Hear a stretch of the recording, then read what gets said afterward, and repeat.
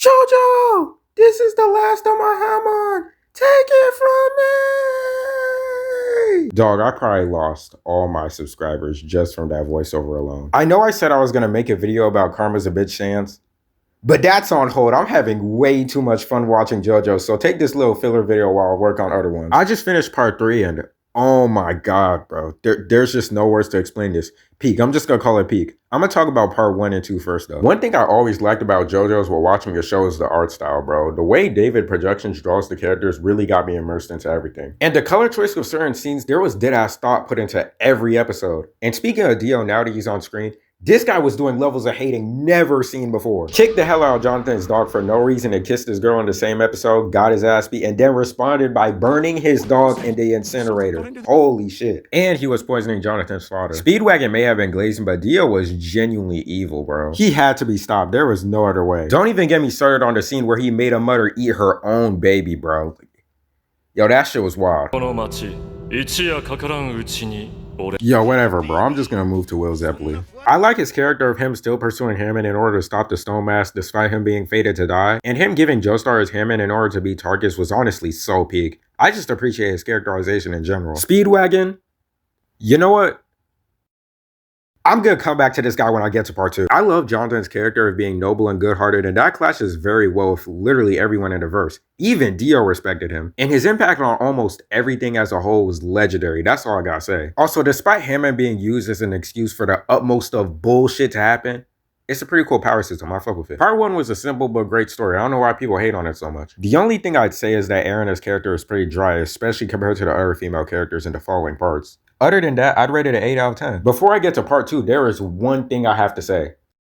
This guy has to be the most fraudulent Joestar I've ever seen in my life. I'm not even gonna say this guy's name. You do not deserve the honor of having the same name as George Joestar. How do you inherit Hammond from Jonathan and lose to some random ass zombie that ran away when Dio died? Joseph barely knew how to use Hammond, yet he was still smart with it. Mofo, you got no diff by a random. Whatever, bro. I guess he never needed to use Hammond. Alright, actually moving on to part 2, the twist on Joseph using his battle IQ to get the advantage in fights is honestly so cool. Like literally everyone Joseph fights is stronger than him, but Joseph wins solely because of him using the little things he has to his advantage. Like him using Wamu's abilities against him to win, that was so fire. Joseph's honestly my favorite Joestar so far. He was just pulling out the most randomest shit that can never be replicated in part 3. Seizure, his fighting style's peak. I love the bubble attacks. His backstory of him hating his father, realizing why he left him and becoming prideful of his father and family. I just love the writing in this series, bro. It honestly builds up to this fight with Wamu so much, and the one mistake of him covering the sunlight leading to his death.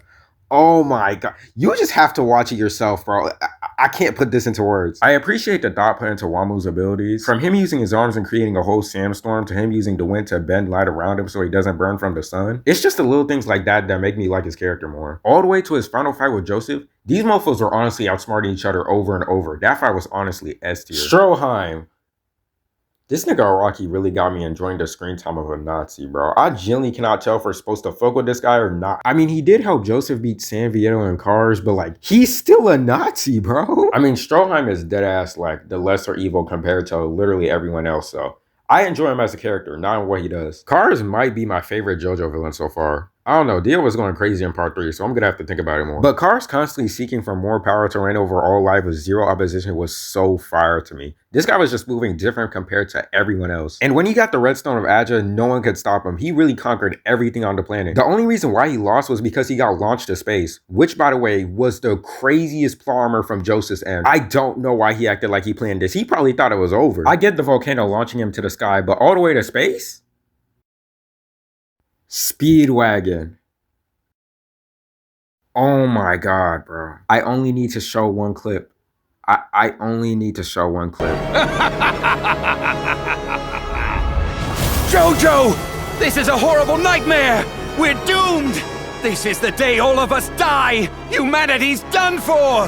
Which is completely reasonable. We have never seen a vampire bathe in the sun like this before. If I was there, I think it'd be over for humanity as well. Kars! He's become invincible! He has no weaknesses now! He even shrugs off Hammond like it's nothing! He's won! And he knows it! You can see it in his eyes! Kars the Pillar Man is no more! He's become Kars the ultimate creation! Kars is already oral farming enough with this gay ass pose. We do not need you to oral lob for him. At least Joseph and Smokey are trying to run away, and Joseph later comes up with a plan. What were you doing this entire part? He's talking about some Kars, the ultimate creation. Nigga, if you don't do something. Kars has become an unstoppable force of nature.